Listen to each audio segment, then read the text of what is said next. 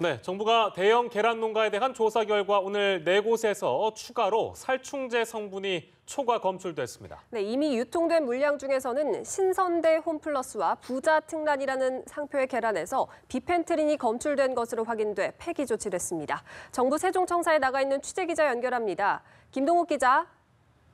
네, 정부가 산란계 농장에 대한 전수조사를 벌인 결과 대형 농가 4곳에서 살충제 성분이 추가로 발견됐습니다. 강원 천안시 지현 농장에서는 피프로닐이 나왔고 경기도 양주시 신선 2농장과 전남 나주시 정화 농장, 충남 천안시 시온 농장에서는 비펜트린이 검출됐습니다. 경기 남양주시에 있는 마리 농장과 경기 광주시 우리 농장에 이어 오늘 4곳이 추가된 만큼 살충제 검출 농가는 모두 6곳으로 늘었습니다. 정부는 피프로닐의 경우에는 잔류허용 국제기준 이하라도 검출되면 전량 폐기한다는 방침입니다. 한편 정부는 조사 첫날 계란 공급 물량 25% 농가에 대한 조사를 완료해 오늘부터 시중에 유통시키기로 했습니다. 내일까지는 80% 이상 검사를 완료하고 모레 100% 검사를 완료하기로 했습니다. 식약처는 이미 유통된 계란에 대한 안정성 확보를 위해 수거 검사를 추진하고 있습니다. 대형마트 유통 계란 중에서는 현재까지 피프로닐이 검출된 곳은 없습니다. 다만 비펜트린이 검출된 업체가 2곳 나왔는데요.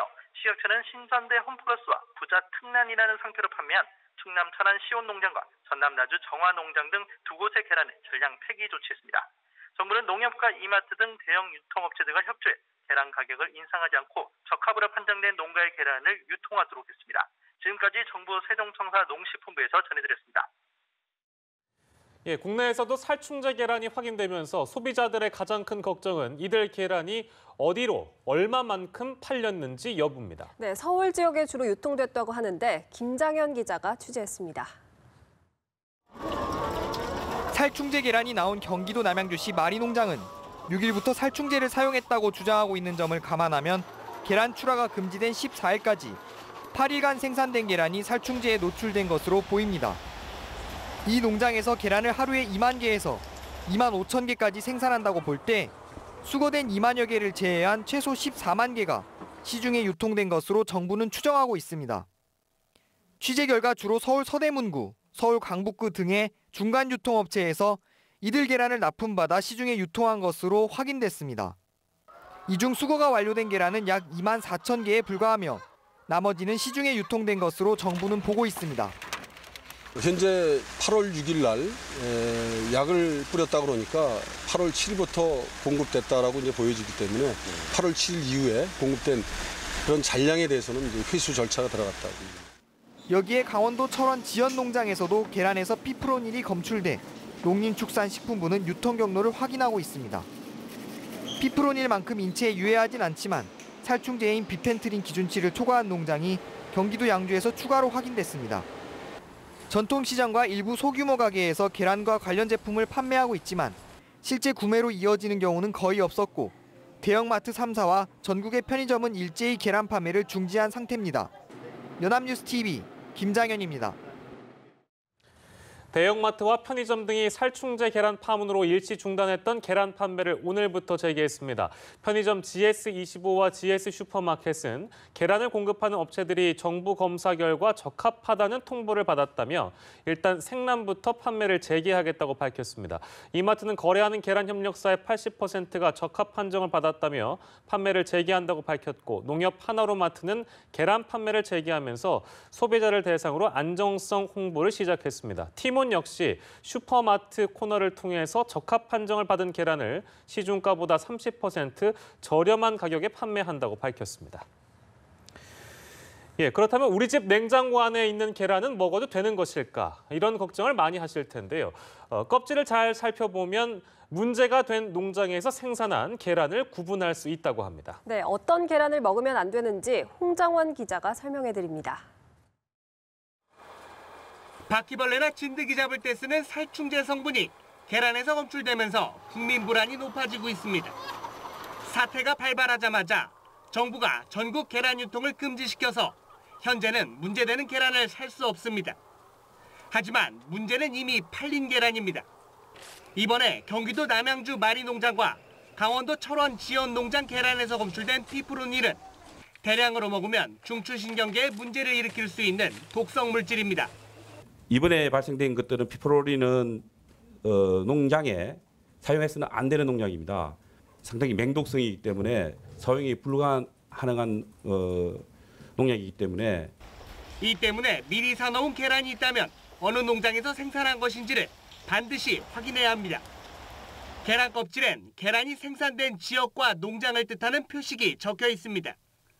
피프로닐이 검출된 마리 농장과 지연 농장에서 생산한 계란엔 각각 08 마리, 09 지연이라는 표식이 쓰여 있습니다.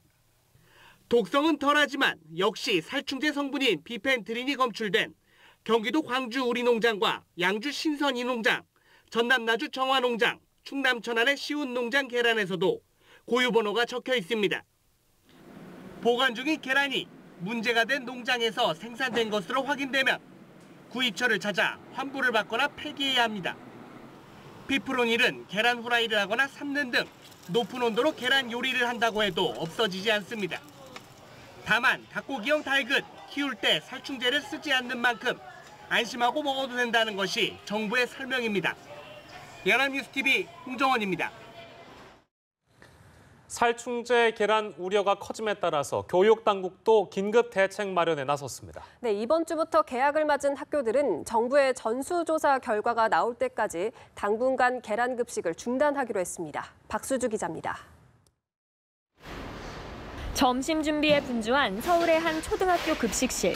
어디에서도 계란을 찾아볼 수 없습니다. 토스트도 계란 대신 사과를 올려 구웠습니다. 살충제 계란 파문 속에 개학을 맞은 학교들은 부랴부랴 계란을 급식에서 제외했습니다. 오늘 식단에는 계란이 주 메뉴로 들어가는 식단이 없고요. 내일 같은 경우는 김치 녹두전에 계란이 소량 들어가는데 전수검사가 끝나지 않은 상황이어가지고 발주를 취소한 상태입니다. 계란 없는 급식에 학생들은 서운함을 감추지 못합니다. 급식에서 계란이 안 나오니까 급식이 더 맛이 없어진 것 같아요. 살충제 안 뿌리고 농약 안 쳤으면 좋겠어요. 이번 주부터 가을 학기 개학이 본격화되면서 교육당국도 재빨리 살충제 계란 차단에 나섰습니다. 서울과 경기, 강원과 부산 등 전국 각 시도교육청들은 학교에 계란 사용 중단을 긴급 지시했습니다. 교육청들은 정부의 전수조사 결과를 지켜보고 계란 급식 재개 여부를 검토한다는 입장입니다. 교육부는 학교 급식소와 전국 식재료 공급업체 등을 대상으로 일제 점검에 들어갔습니다. 개학을 앞두고 이뤄지는 정례 점검이지만 계란 파문이 커짐에 따라 이 부분을 집중적으로 들여다볼 계획입니다.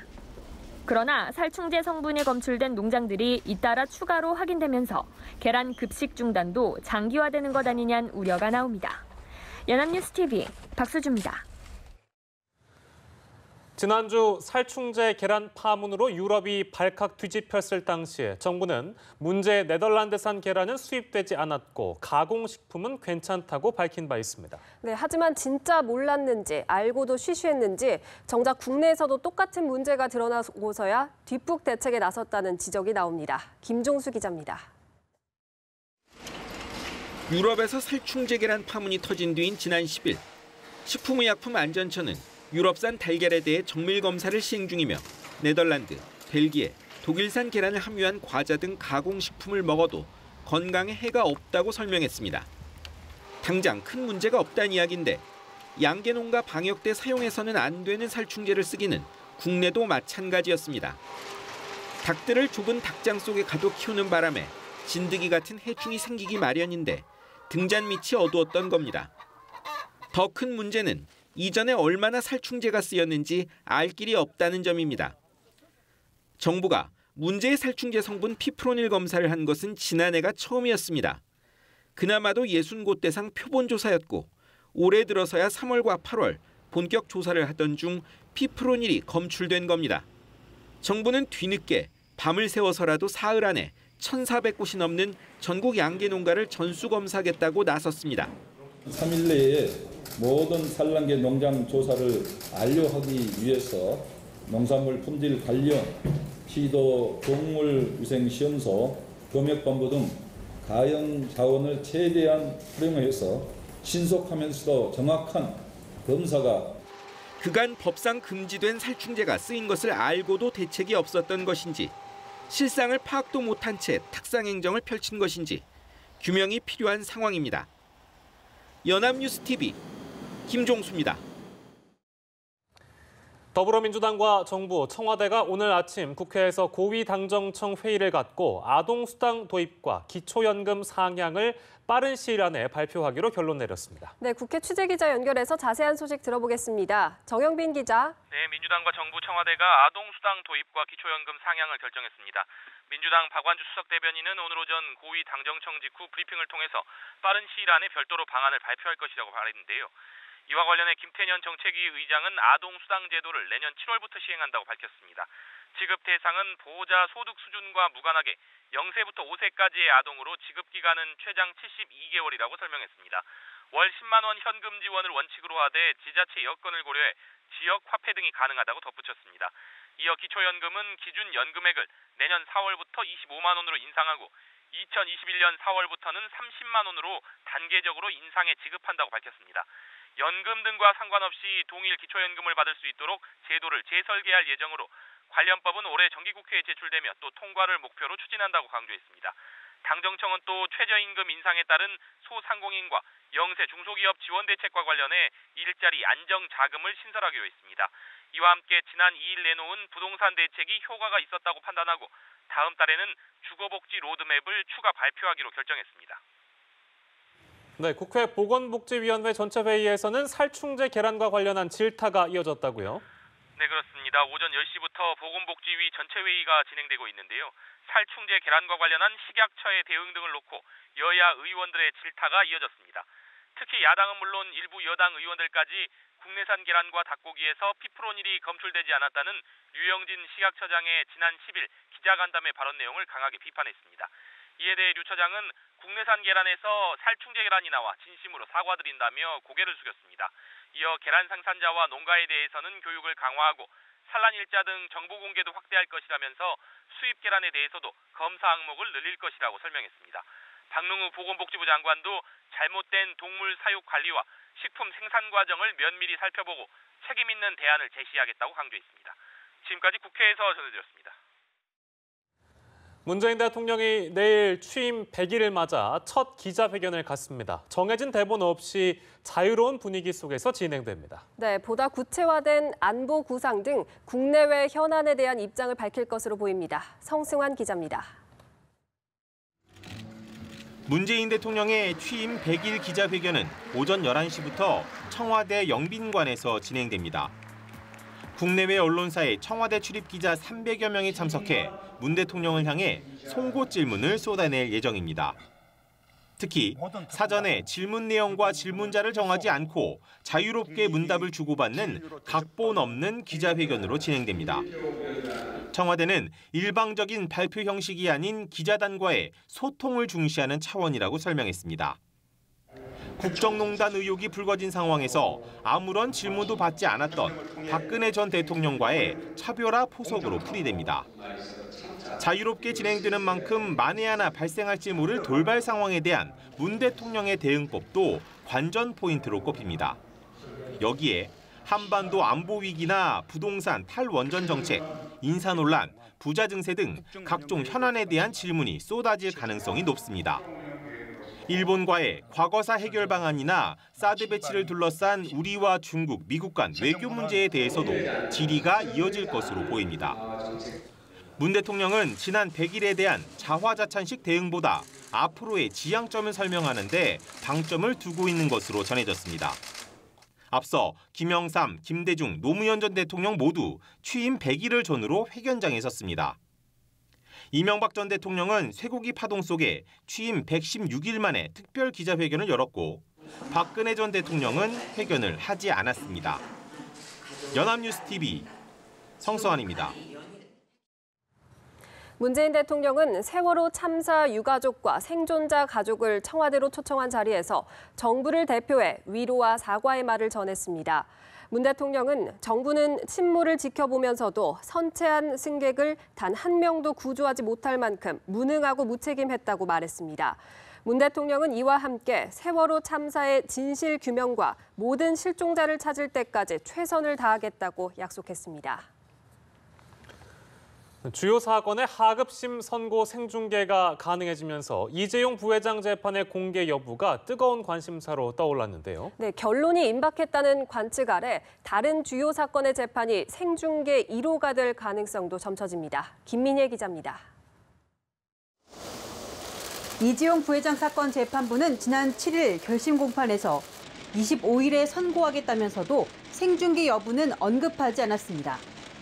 선고까지 불과 일주일여 남았지만 결론은 나오지 않고 있습니다. 법원은 최근 생중계 허가 여부는 재판부가 최종 결정을 내려야 하지만 허용될 경우를 대비해 내부적으로 촬영에 필요한 방안 등을 마련하고 있다고만 설명했습니다. 중계할 경우 준비 등에 걸릴 시간을 감안하면 재판부가 곧 결정을 내릴 거란 전망 속에 일각에선 해당 사건의 생중계는 필요하다는 평가를 내놓습니다. 국민적 관심이 큰 국정농단의 주요 사건인 만큼 중계하는 게 공공의 이익에 부합하다는 것입니다. 그러나 인권 침해 우려가 있다거나 무죄 추정 원칙에 어긋난다는 지적도 있습니다. 생중계 선고 내용이 일반 대중에겐 자칫 확정 판결처럼 각인될 수도 있다는 해석입니다. 이런 점에서 국정농단 사건이 아닌 재판이 첫 생중계될 가능성도 배제할 수 없습니다. 우선 이달 말 파기환송심 선고가 예정된 원세훈 전 국정원장 댓글 사건의 경우 최근 SNS 문건 등이 파문을 일으키며 국민적 관심사로 떠오르고 있습니다. 세간을 떠들썩하게 한 인천 초등생 유괴 살해 사건 역시 다음 달 중 1심 선고가 날 가능성 속에 첫 중계 사례가 될 수도 있을 거란 전망도 나옵니다. 연합뉴스TV 김민혜입니다. 파리 부동산 대책 발표 이후 서울 재건축 아파트를 중심으로 급매물이 늘며 시장 분위기가 매수에서 매도로 돌아선 모습입니다. 서울 아파트 값이 최근 1년 5개월 만에 하락세로 돌아선 가운데 향후 시세 변화에 어떤 영향을 줄지 관심이 쏠립니다. 김종성 기자입니다. 뜨거웠던 서울의 아파트 거래 열기가 파리 부동산 대책 발표 이후 식어가고 있습니다. KB국민은행이 3,800개 중개업체를 조사해 발표한 서울 아파트 매수 우위 지수는 지난 7일 95.7을 기록했습니다. 매수세가 우위이면 지수가 100보다 큰 반면 매도세가 우위이면 반대입니다. 이 지수가 100 이하로 내려온 것은 12주 만입니다. 파리 대책 발표 전인 지난달 31일 조사에서는 148.7로 매수세가 확연한 우위를 보였습니다. 특히 강북이 147.5에서 97.3으로 강남은 150에서 93.7로 지수가 하락하며 강남이 강북보다 매도세가 훨씬 강했습니다. 서울과 함께 투기 과열지구로 지정된 세종시의 매수 우위 지수도 168.4에서 104.8로 떨어지면서 의미 있는 변화를 보였습니다. 전문가들은 다주택자들이 급매물을 내놓고 매수 희망자들은 가격 하락을 기대하며 관망세를 보였기 때문이라고 말합니다. 투기 수요가 급감한 점도 영향을 줬다고 덧붙였습니다. 시장은 현재 눈치 보기 양상이거든요. 그리고 매수자들도 이제 가격이 대책이 나왔기 때문에 가격이 떨어질 걸 생각하기 때문에 가격이 좀 하향되어 있는 그러니까 금매물성 물건을 사려고 하지 기존에 이제 정상적인 가격을 다 주고 사려고 또 하지는 않거든요. 전문가들은 추가 가계부채 대책과 다음 달 주거복지 로드맵이 공개되면 서울 아파트 시세가 낙폭을 키울 수 있다고 진단했습니다. 연합뉴스TV 김종성입니다. 서울의 한 파출소 소속 경찰관이 후배 여경을 성폭행했다는 의혹이 불거져 경찰이 수사를 하고 있습니다. 서울지방경찰청은 지난달 말 성폭행 신고를 받아 해당 경찰관을 대기 발령 조처한 뒤 관련 부서에 수사를 의뢰했다고 밝혔습니다. 50대 박모 씨로 알려진 이 경찰관은 2012년부터 지난해 3월까지 피해 여경을 상대로 수차례 성폭행과 성추행을 저지른 것으로 전해졌습니다. 경찰은 박 씨의 사무실과 주거지 등을 압수수색했으며 조만간 구속영장을 신청할 전망입니다. 경남 마산 동부경찰서는 교실에 카메라를 몰래 설치한 혐의로 창원 모 여고 교사 40살 A씨를 불구속 입건했습니다. A씨는 지난 6월 21일 오후 7시쯤 자신이 담임인 학급 교탁 위 분필통 바구니에 와이파이 통신망 기능이 있는 동영상 카메라 한 대를 몰래 설치한 혐의를 받고 있습니다. A씨가 몰래 설치한 카메라에는 교실에서 자습하는 학생들의 모습이 담긴 5분짜리 동영상이 찍힌 것으로 경찰은 확인했습니다. A씨는 학습 지도의 목적이 있었다고 해명한 것으로 전해졌습니다.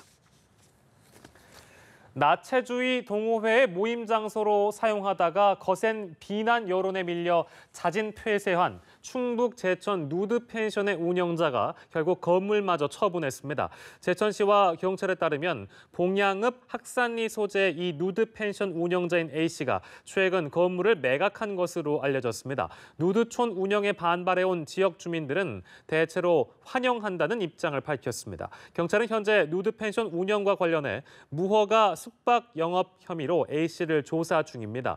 또 공연 음란죄 적용도 검토하는 것으로 전해졌습니다.